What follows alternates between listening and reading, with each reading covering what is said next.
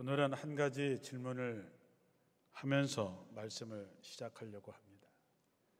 여러분, 신앙생활 하시면서 만족하십니까? 주님이 주시는 기쁨과 감동이 날마다 있으신지, 여러분의 삶에 하나님의 능력이 날마다 경험되어지는지, 그래서 내 삶이 변화되고 있는지, 그걸 한번 꼭 물어보고 싶습니다. 만약에 그렇지 않다면 우리는 왜 교회에 다닐까? 이런 생각을 해보신 적이 있으십니까? 많은 사람들이 교회에 다닙니다. 그들 중에는 왜 교회를 다니는지 모르고 다니는 사람들도 제법 있습니다. 그런 사람들은 신앙과 현실이 동떨어진 삶을 살지요.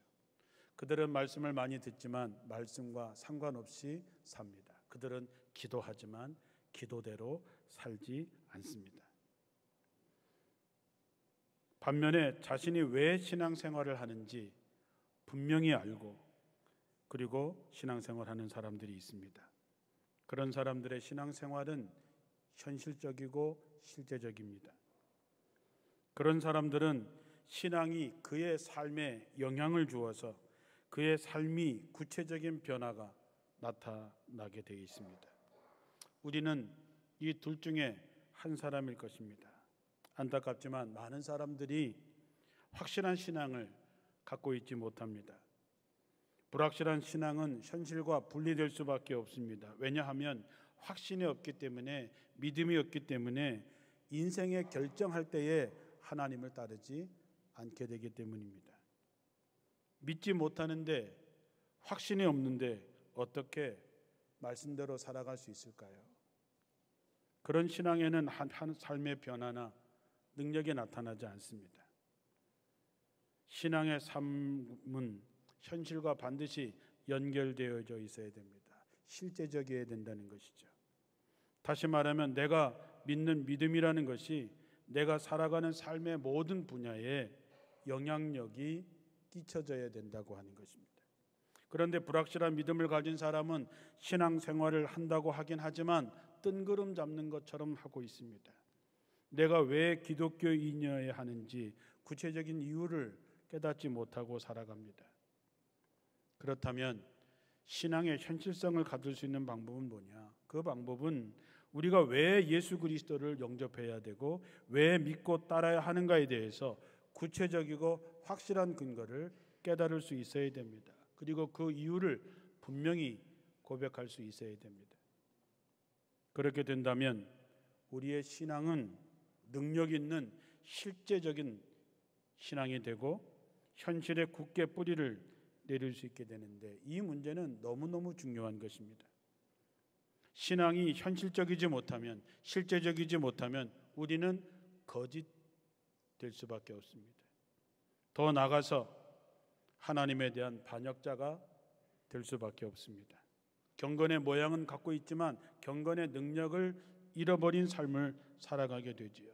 그러면 자기 인생의 주인이 하나님이 아니라 자기 자신이 될 수밖에 없고, 그러면 하나님의 영광을 드러내는 삶을 사는 것이 아니라 자기 의의를 드러내는 바리새인처럼 될 수밖에 없는 것이죠. 우리 믿음의 선배들은 대부분 자신의 신앙을 확고한 현실에 뿌리 내리고자 노력했습니다.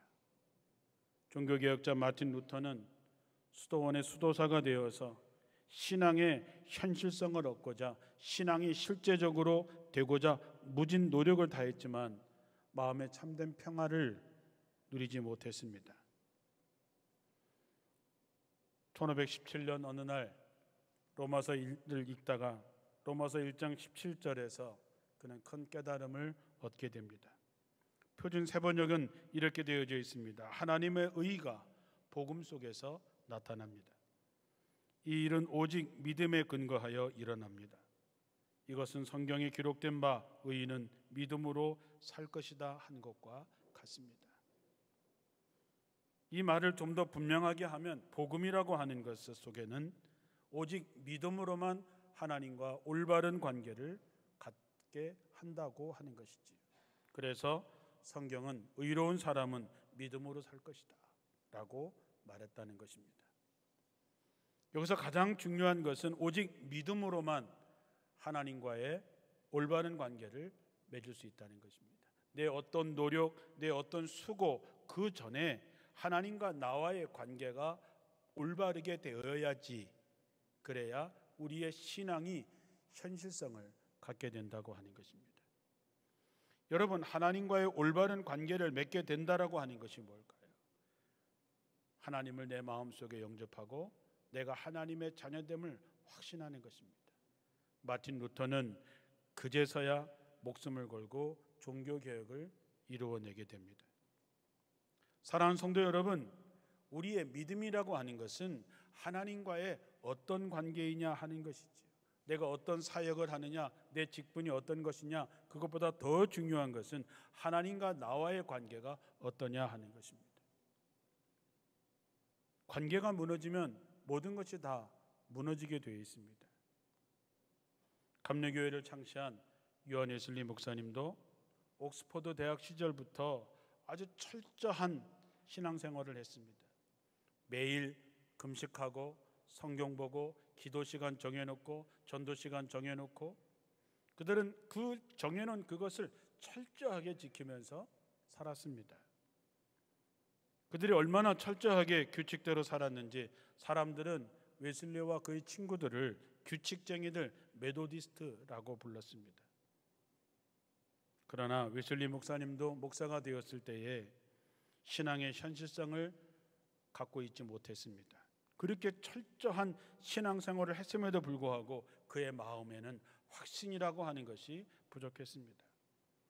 1735년 10월에 웨슬리 목사님은 자기 동생 찰스 웨슬리와 함께 미국 인디언 선교를 위해서 선교사로 영국에서 미국으로 가는 배를 타고 57일 동안 항해를 하게 됩니다. 긴 항해를 하는 동안에 큰 풍랑을 만나게 되어서 정말 위기에 빠지게 되고 죽음의 공포를 느끼게 됩니다. 그런데 그 배에 동승한 독일의 모라비안 교도들은 풍랑 속에서도 침착하게 모여서 찬송을 부르고 평안을 누리는 것을 보고 웨슬리 목사님은 큰 충격을 받게 됩니다. 자기는 목사인데 이렇게 두려워하고 있는데 모라비안 교인들은 정말로 저렇게 찬송을 하면서 평안을 잇는 것을 보면서 자신의 신앙이 얼마나 엉터리인지를 깨닫게 되는 것이죠. 미국에 도착한 웨슬리 목사님은 그 모라비안 지도자였던 슈팡엔 베르그 목사님에게 자문을 구합니다. 그때 슈팡엔 베르그 목사님이 웨슬리 목사님에게 단도직입적으로 두 가지 질문을 합니다. 이거는 우리에게 주는 질문과 같습니다. 첫째, 당신은 자신 속에 증거를 갖고 있습니까? 확신을 갖고 있습니까? 이런 질문이죠. 두 번째 질문은 하나님의 영이 당신의 영과 더불어 당신이 하나님의 자녀인 것을 증거하고 있습니까? 웨슬리 목사님은 대답하지 못하고 가만히 서 있었습니다. 그러자 슈팡엔 베르그 목사는 다시 묻습니다. 목사인 웨슬리에게, 선교사인 웨슬리에게 묻는 것입니다. 어떤 질문한지 아십니까? 당신은 예수를 아십니까? 목사한테 그런 질문을 던지자 말문이 막혀 있다가 웨슬리 목사는 이렇게 얘기합니다. 나는 그분이 이 세상의 구주임을 압니다. 그러자 슈팡엔 베르그 목사는 다시 묻습니다. 참 그렇습니다. 그렇다면 당신은 그가 당신을 구원하셨다고 하는 것을 믿습니까? 웨슬리 목사님은 이렇게 대답했습니다. 그가 나를 위해서 죽으셨기를 바랍니다. 뭔가 대답이 좀 그렇죠. 그러나 그것은 웨슬리의 솔직한 대답이었을 것입니다. 3년 동안 웨슬리 목사님은 최선을 다해서 인디언 선교를 했습니다. 결과가 어떻게 되었을까요? 3년 만에 대실패를 하고 좌절감을 가지고 영국으로 돌아옵니다.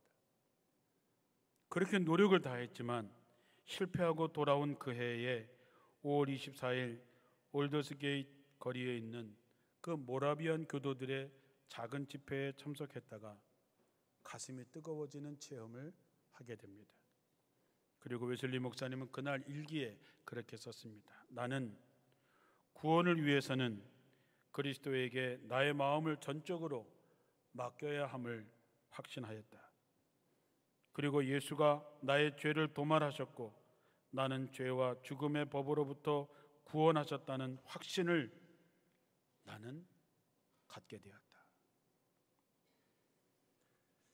웨슬리 목사님이 선교사로 나가서 그 독일 목사님이 그 질문에 대답을 제대로 못했던 그 목사님이 이제는 분명하게 가슴이 뜨거워지고 성령을 체험하고 고백하는 고백과 완전히 다릅니다. 예수가 나의 죄를 깨끗하게 하셨고 나는 죄와 죽음의 법으로부터 구원하셨다는 확신이 나를 사로잡았다. 무슨 얘기일까요? 웨슬리 목사님의 신앙이 현실적이 되었다는 것입니다. 실제적으로 변했다는 것이죠. 드디어 웨슬리 목사님은 이 확신과 능력과 마음의 평안을 얻어서 영국을 구원하는 위대한 복음 전도자가 되었습니다. 신학교를 졸업하고 노력하고 애써서 정말로 행함으로 의로운 신자가 되고자 했던 노력을 실패로 끝났지만 성령을 체험하고 나서 그는 현실적인 신앙을 갖게 되었고 그것이 영국을 구원하는 계기가 됐던 것이죠. 우리가 성령을 체험한다고 하는 것은 하나님과의 관계를 온전히 회복하는 것입니다. 그것이 믿음인 것이죠. 여러분은 지금 어떠십니까? 구원의 확신이 있습니까? 오늘 밤에 세상을 떠난다고 해도 천국 갈 자신이 있습니까? 신앙생활에 기쁨이 있습니까? 신앙이 여러분을 정말 달라지게 하고 있습니까? 여러분의 사역에 열매가 있습니까? 내 신앙이 그저 추상적으로 뜬구름 잡는 마치 무슨 보험을 들은 것처럼 그런 것이 아니라 신앙이 현실적이 되는 것, 신앙이 실제적으로 되는 것이 얼마나 위대한 것인가. 내 신앙이 현실적으로 바뀌면 내가 달라집니다. 가정이 변화되고 교회가 살아나고 세상을 바꿀 수 있게 되는 것이죠. 이 교회를 100년 동안 지켜왔던 우리의 어머니, 우리의 할머니, 그 위에 분들의 신앙은 현실적이었습니다. 그들은 제대로 배우지 못한 분들이었지만 그들은 추운 마룻바닥에 무릎을 꿇고 밤새워 기도했습니다. 말씀을 선포하면 그 말씀대로 살았고 기도하며 살았습니다. 그래서 우리가 여기 있는 것인데 지금 우리들의 모습은 어떻습니까? 오늘 본문에 현실성이 결여된 한 사람의 이야기가 나옵니다. 추상적으로 이성적으로 신앙을 갖고 있던 니고데모라고 하는 사람입니다. 그는 매우 훌륭한 사람이었습니다. 이스라엘 사람들에게 존경받는 지도자였습니다. 그는 예수가 하나님으로부터 오신 선생인 줄도 알았고 하나님이 함께하지 않으면 이런 표적을 일으킬 수 없다고 예수님을 인정한 사람입니다. 그가 어느 날 예수님을 밤에 찾아오죠. 예수님께서 다짜고짜 그에게 이렇게 말씀하십니다. 사람이 거듭나지 아니하면 하나님의 나라를 볼 수 없다. 아마도 이 니고데모는 마음에 그런 갈등이 있었을 것입니다. 하나님의 나라. 그래서 예수님이 그 마음을 꿰뚫어 보면서 사람이 거듭나지 않고는 하나님과의 관계가 회복되지 않고는 믿음이 생기지 않고는 하나님의 나라를 볼 수 없다. 그러나 그는 그것을 이성적으로 받아들입니다. 니고데모가 얘기합니다. 사람이 늙으면 어떻게 다시 태어날 수 있겠습니까? 내 어머니 뱃속에 다시 들어갔다 나올 수 있겠습니까? 예수님을 하나님으로부터 오신 선생인 줄로 알고 하나님이 함께하는 사람이라는 것을 알면서도 자기의 한계를 넘어서지 못하는 안타까움을 보여주고 있습니다.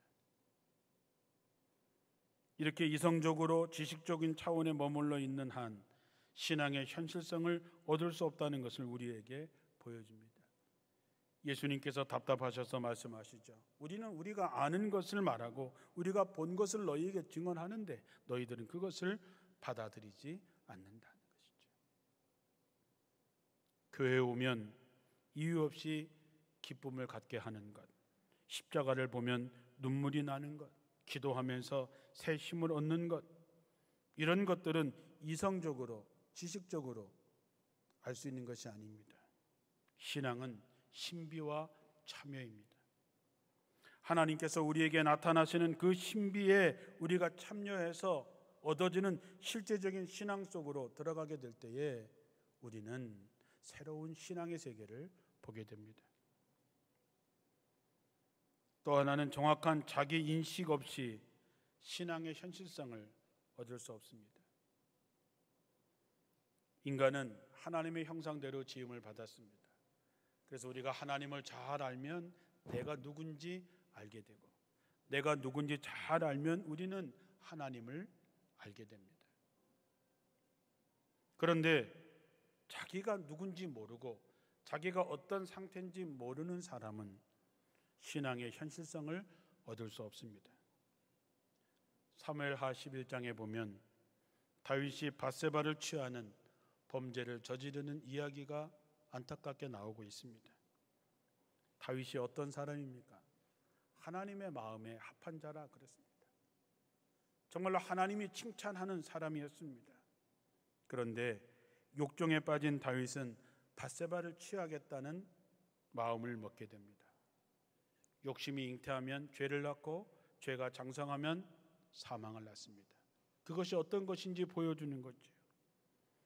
다윗은 결국은 밧세바의 남편이자 다윗의 충성된 장군이었던 우리아를 최전선에 보내서 전사하게 한 후 표면적으로 합법적으로 밧세바를 취하게 됩니다. 이 과정에서 우리는 평소에 생각하지 못했던 다윗의 무너짐을 보게 됩니다. 자신의 욕심에 눈이 가려지니까 다윗은 자신의 상태가 어떤 상태인지를 모르게 되는 것이죠. 이런 다윗의 자기됨의 실체를 보여주는 한 사람이 나타났는데 그 사람이 바로 나단 예언자입니다. 절대 권력을 갖고 있는 다윗 앞에 나가서 나단 예언자는 이런 얘기를 합니다. 어떤 성읍에 두 사람이 살고 있는데 한 사람은 굉장히 부자라 양떼와 소떼가 많고 한 사람은 너무나 가난해서 어린 암양 한 마리를 데려다가 기르는데 그 사람은 그거 한 마리밖에 없습니다. 그래서 아이들과 함께 길렀고 주인이 먹는 음식을 함께 먹고 주인이 마시는 잔에서 함께 마시고 주인의 품에 안겨서 잠을 잤습니다. 이 어린 암양은 이 주인에게는 딸과 같은 것이었습니다. 그런데 어느 날 부자에게 손님이 왔는데 부자는 자기를 찾아온 손님을 대접하는데 수많은 자기 양떼와 소떼에서 한 마리를 잡아서 그를 대접하는 것이 아까워서 그 가난한 어린 암양 한 마리를 뺏어다가 그것을 잡아서 자기를 찾아온 손님을 대접했습니다.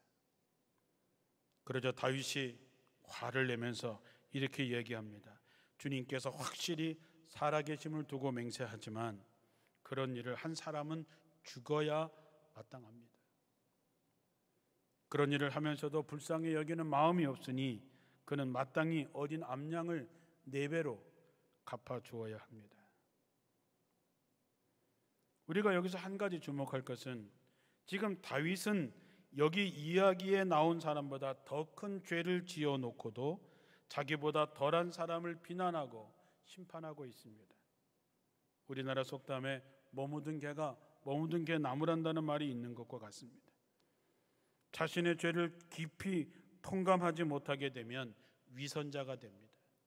독선에 빠지게 되고 더 나아가서 심판받아 마땅한 사람이 오히려 다른 사람을 심판하는 교만의 죄까지 나가게 됩니다. 우리가 결론은 잘 알지요. 다윗은 나단 예언자의 통렬한 충고를 받아들여서 자기의 죄와 자기됨을 다시 깨닫게 됩니다. 다윗은 하나님 앞에 철저한 회개를 통해서 신앙의 현실성을 회복하게 됩니다. 오늘 우리의 가장 큰 위기는 뭐냐 하면 다윗처럼 자기가 처한 상태가 지금 어떤지 못 보는 것입니다. 이 위기는 마치 나병이 걸린 환자가 자신의 몸이 죽을 병에 걸려 썩어가는데도 불구하고 그 상태를 깨닫지 못하는 것이죠. 계시록 3장에 보면 라오디게아 교회 이야기가 나옵니다. 라오디게아 교인들은 우리는 풍족해서 부족함이 없다, 그렇게 얘기합니다.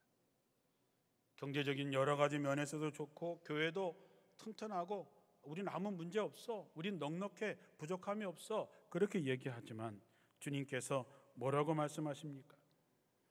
너는 풍족하여 부족한 것이 조금도 없다고 말은 하지만 내가 보니 너는 비참하고 불쌍하고 가난하고 눈멀고 벌거벗었구나. 라오디게아 교인들은 우리는 풍족해서 부족한 것이 없어, 자기를 모르는 거죠. 주님이 보실 때는 비참하고 불쌍하고 가난하고 눈멀고 벗은 것을 알지 못하는구나.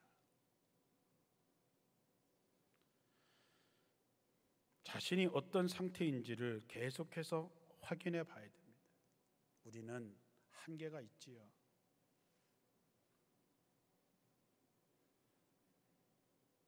여러분, 수영관에서 밤에 하늘을 보면 별이 보입니다.